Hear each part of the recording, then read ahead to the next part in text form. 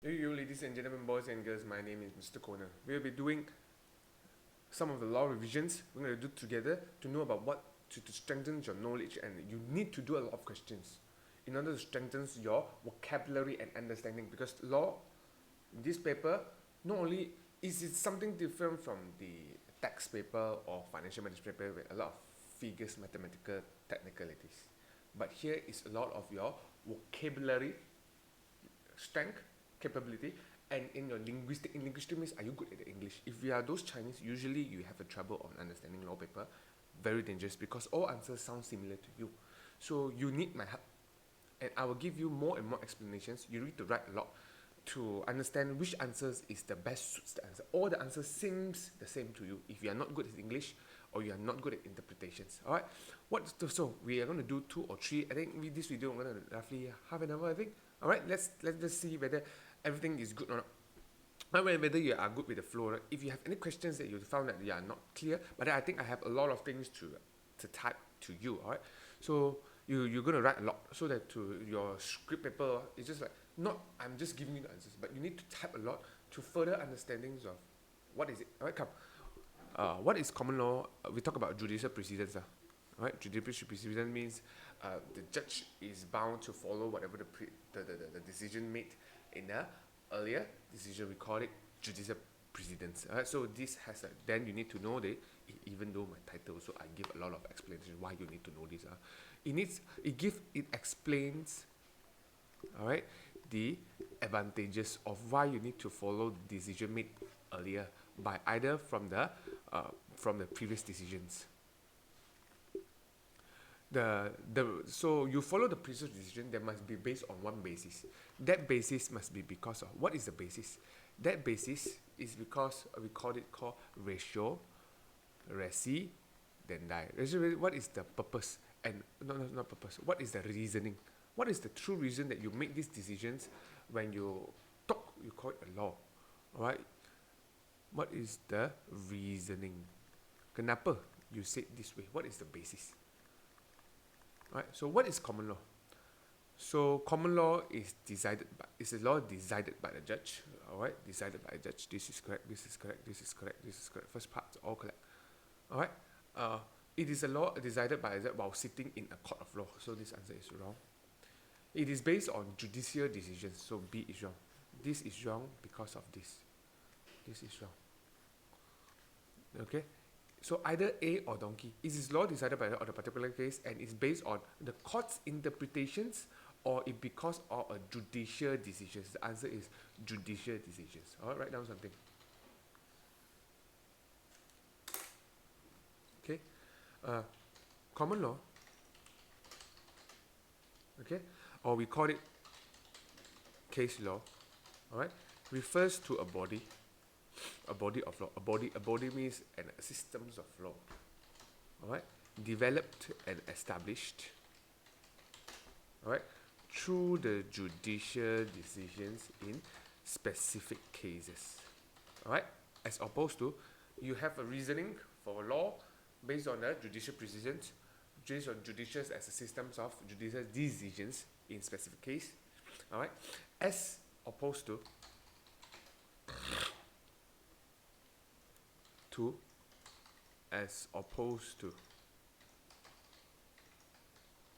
law enacted by the legislatures. We call it statutes. Alright, this is a common law. The law is based on judicial decisions. So for law there are 2 types. So one is the legislation law, we are following the act, we follow the acta, and one is from the common law. 2. Alright, so for this one, usually for these questions, it leads to this. It leads to this. So we are just saying that common law follows whatever is before. We call it judicial precedents. We follow the system called common law systems. So these law systems where these decisions is developed and established through judicial decisions in specific law. Alright, in specific cases, we using it called the ratio, residence, and the reasoning, but not on the court's interpretations. Alright. 2. So what happens, what is the name called? This one you don't know, right? Whenever the court consider the fact that previous case to be substantially different from the case of the current case. So we have a case of this, and we have the case of this. If they are the similar case and have a similar judgment, similar cases, so that it can come up with a similar decision made by the law, alright, similar reasoning, then we follow. Then this is a system called judicial precedents. If it's not,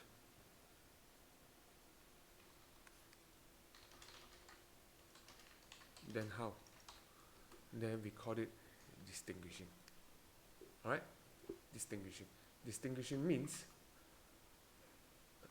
one more time I write to you, distinguishing occurs when a court finds significant difference between what?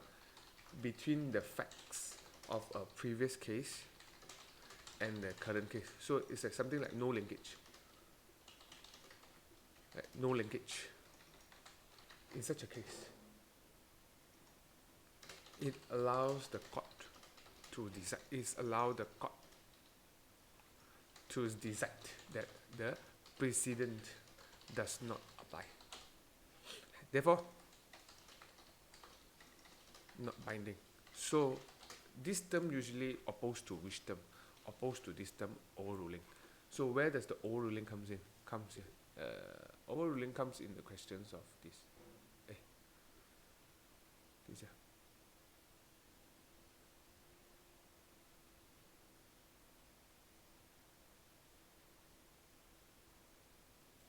Where am I?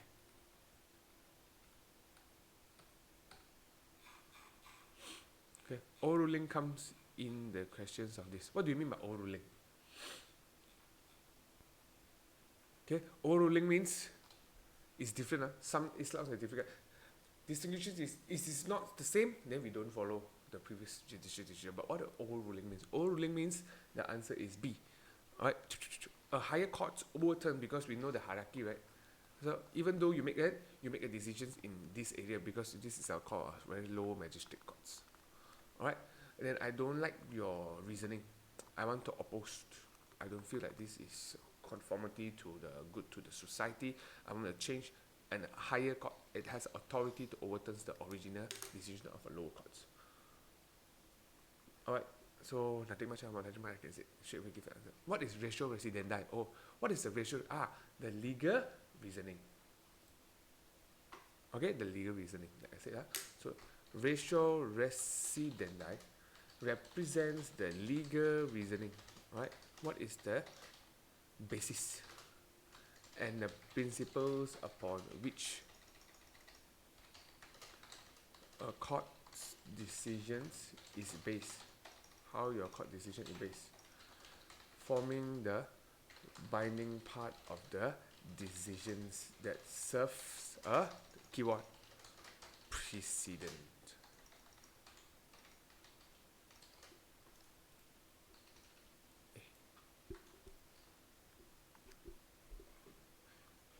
Which of the following describe the legal reasoning behind a judicial decision? The answer is very easy, right? Ratio residendi. Okay?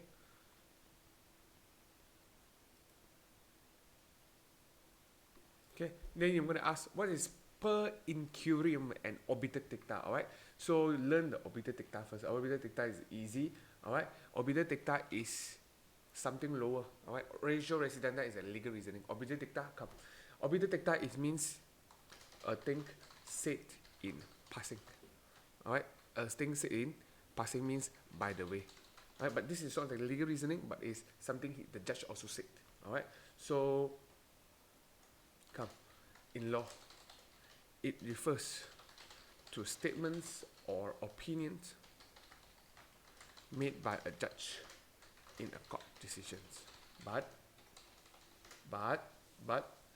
these decisions are not directly relevant to the case outcome.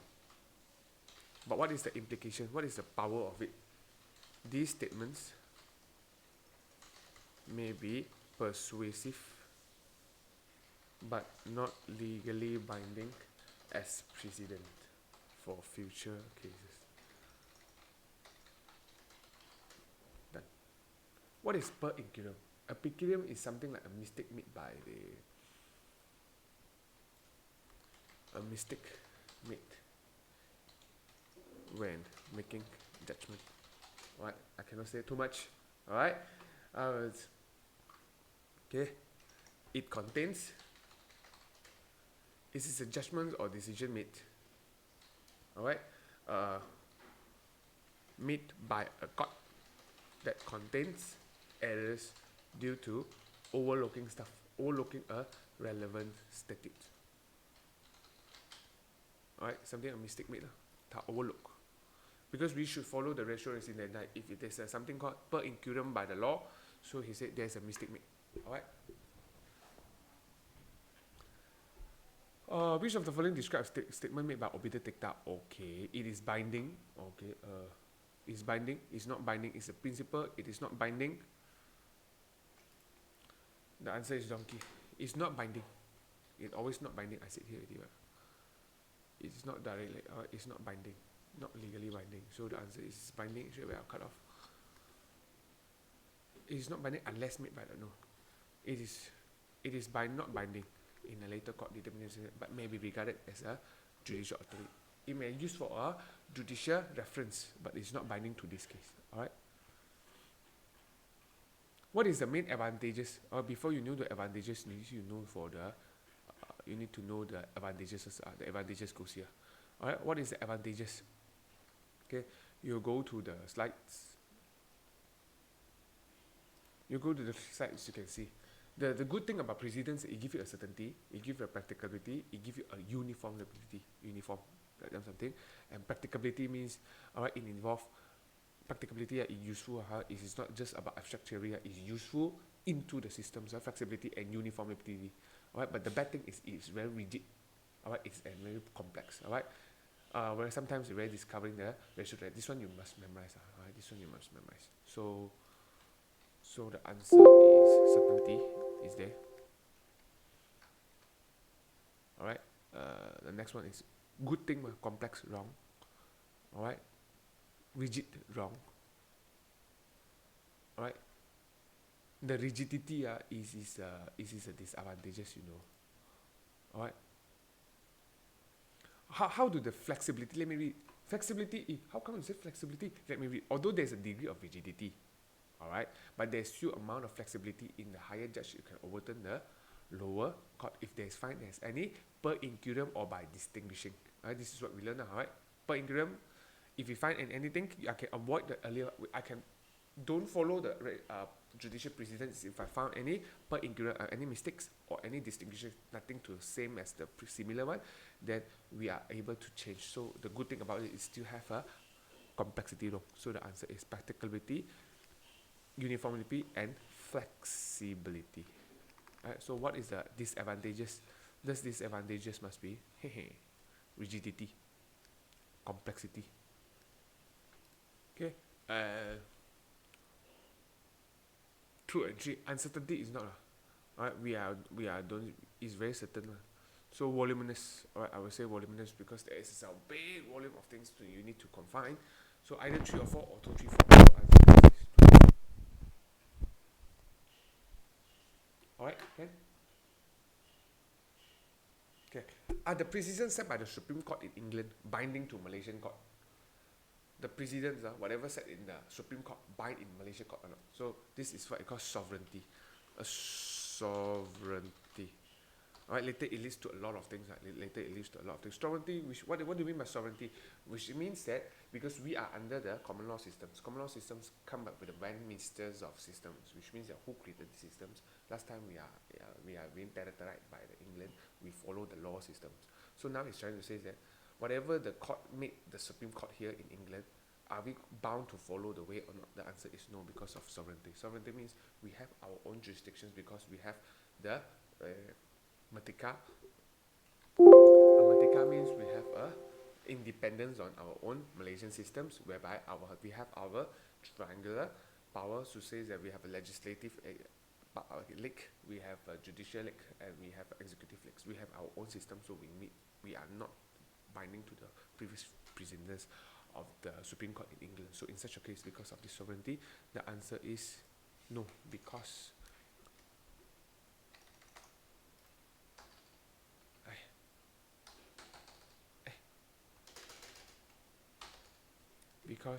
Malaysia is a federation, alright, and a sovereign state. Okay, this one is not difficult.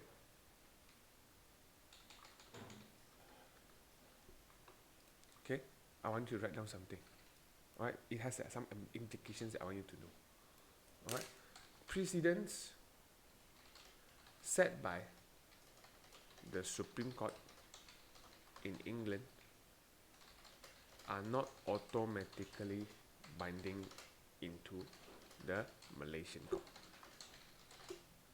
But Malaysia is a sovereign state which it has its own legal system. Okay?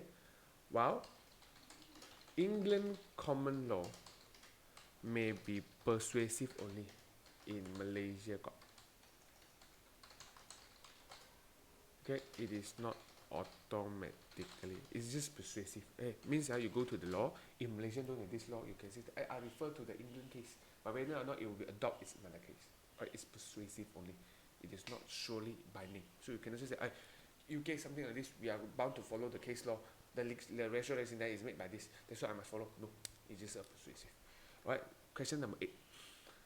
So it leads to question number 7 also lah. Is federal court bound by its own precedent? Federal court use the own precedents or not bound by? The answer is no, because it is a final appellate court. Right down here. The federal court is the highest level already. Federal court is the highest level of court in the judicial system. Okay, it is not bound by its own precedents as it is the highest court in the country and its decisions are final. But however, it may choose to follow its own previous decisions for consistency and coherence in law. Alright, done? Good. You don't need to follow it. His final call, I don't need to follow anybody else. I want to overturn, I can overturn. Or I want to overrule, I overrule. But it can choose to follow the previous decisions. Alright? So, question number 8.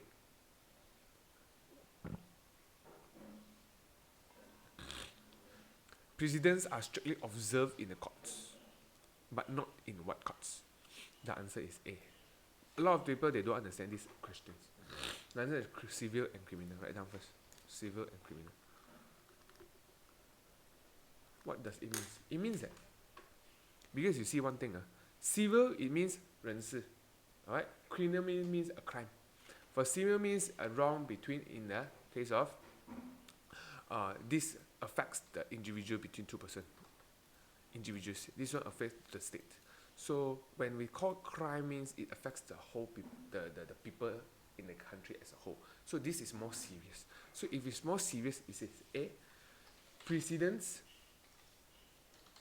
are more strictly. It don't say are more. It can be more because it's between individuals. Can be more strictly observed in civil courts. Alright? To ensure consistency, because between two then I can see the contract law. For example, contract is very sure one. Alright? Law, tort of law, tort, or maybe land law. It's easy. Okay, to ensure consistency. Okay, in the resolutions of the civil dispute. However, in contrast, alright, criminal courts might not always be bound to follow, because this is, I don't need to bound to follow, because why? Because I really need to see properly the issue or different case, because criminal is so important. It's so difficult to have the same, similar, just it's very easy to be distinguished. That's why I need to set up my rule for this particular case, because whether or not this person go to jail or not, you really need to just assess. You need to be really assessed based on individual cases. All right, it's bound by precedents. All right, due to the considerations of the justice. All right. All right. The keyword is that we always say that E or G, beyond reasonable doubt. We learned it last week, right? All right. And then due to justice, individual rights. And then the keyword is the uniqueness, circumstances of the criminal cases. Done. Okay, I hope you keep learning. Keep learning. All right, keep learning. Now, question 6 is the most difficult one. All right, come. In simple words, okay. A binding precedence means, okay, the answer is, shall we see? Easy. Follow the decisions, not follow the precedent. No, follow the decisions. Alright? That judges are bound to follow the decisions of previous cases as long as the facts are identical. If it's not the same, then we call it distinguishing. Okay. What refers to the statement of principle of law which has a judgment is based. In other words, this is legal reasoning. Once I see easy lah.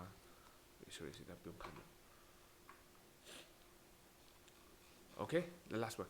The last one you need to know a lot. Alright, I need to explain a lot, then we can call it one video already. Okay, this one I need to spend a lot of time explaining what is all this. This is the most difficult questions. In such a case, alright, I might need to come up. Oops.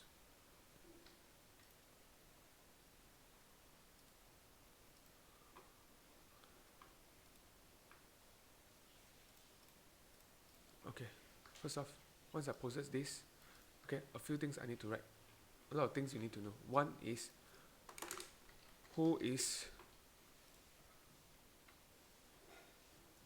let me read the question first. The previous decisions in judicial commission, the judicial decisions of the judicial committee of the Privy Council, who is this, are still properly binding on the Malaysian court in the following decisions. When we are still probably binding, we say that the England one is not binding, but we just say that in some circumstances we are still persuasive to follow, and in such a what case. So I think the answer is, alright, all of them, 1 and 2, 1 and 3, and 2 and 3. I think the first one is 2 and 3, it won't be correct. Alright, because if the law was a common law country, alright, means we are a common law country, this is correct. Which is in pari material or which is not in pari material. What is pari material? The first one is pari material. The second one is if there is a lacuna in Malaysia, alright, and whether it is an appeal case, and what is the Judicial Committee of Privy Councils. Alright, probably binding. So we need to understand one by one before we can come to. So who is Judicial Committee of the Privy Council? First one. Okay, write down one by one. Alright, the JCPC. Alright, was a high level last time. Alright, was a high level of judicial body in the UK system, in the UK, that historically, because that's why we say was last time, historically served as a highest court last time. Yeah, correct, highest court last time, or appeal for many Commonwealth. We are under Commonwealth system now, by the way. We are under England territory. That's why we are participating in the Commonwealth Games countries. Alright, including Malaysia. Alright, very good. Then it was composed of the senior judges from various Commonwealth countries and was responsible for hearing appeals on important legal issues. Okay. 1. If the law was decided based on the I. If the law was based on Malaysian appeal case, right? Appeal case, right? In these situations, the decisions of the JCPC would be binding. So what is correct? Alright, as it directly relates to a Malaysian case. Okay, so write down something. Before Malaysian courts, before Malaysians abolished appeals to the Privy Council in 1985, because now we are independent already, alright, and establish its own final appellate court. Alright, decisions made by the Privy Council were considered. Alright, this one is last time one, so 1 is correct. Okay. What is pari material? Pari material refers to situations when the laws of 2 or more jurisdictions are on the same subject matter. Same subject matter. Alright? When the laws of 2 or more jurisdictions have the same subject matter, means we are talking about the same thing. Instead of distinguishing, we are talking about the same thing. Okay? If we are the same thing, if the law from another Commonwealth country is in pari material with the Malaysian law, it can be considered persuasive authority for the Malaysian court.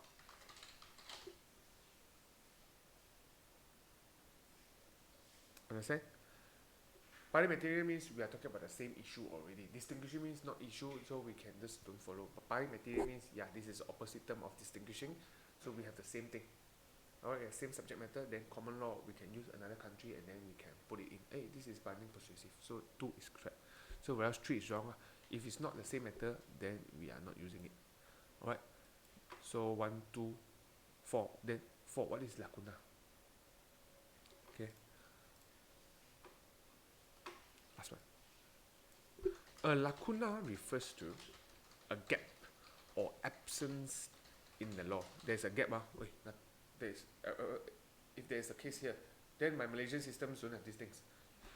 In these situations, in situations where there is no specific law in Malaysia on a particular issue, the courts might look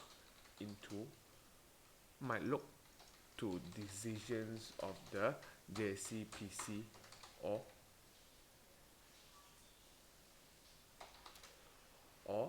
other Commonwealth countries, just for countries, for guidance. While these decisions would not be strictly binding, they can be considered as persuasive only, persuasive authority, persuasive only. Right? So what I'm trying to say is that the 2 and 4, there is different. Binding means you have to follow, but persuasive means you are not necessarily following. So 2 is we have the same issue, same subject matter, then we can use 4. So for example, some of the country, which countries is under Commonwealth countries? Alright, what are the countries is under Commonwealth countries? Commonwealth countries. So can you give us some examples? Australia's, alright, some more. What are the countries under Commonwealth? Australia's, Canada, if you have Malaysia, India, so those countries is under the England 3 last time. Alright, the inhalers. Alright, so UK. Alright, you have a list of it. So all this. Alright, have a look. Okay, some of the things that you know, some of the countries you know, the Australia, Brunei, Canada.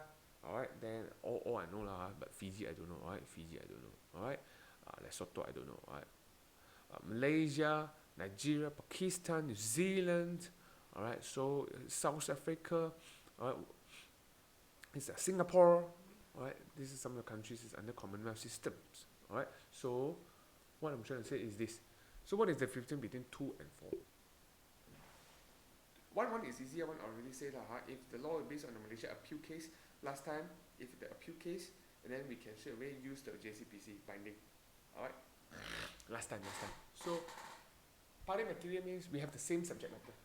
Then we can straight away follow. Same subject matter, not only from the UK. If Singapore is using this thing, then we can follow the Singapore system. We can still binding. Lacuna means there's a gap. Gap means that absence in law in this area there's a dispute, no law in Malaysia. In such a case, is the no law, then judicial JCPCs are this binding or not? The answer is no. There's no, the court might look for the decision for JCPC for guidance. Alright, while this decision is not strictly binding, it is just for persuasive authority. So the answer is B.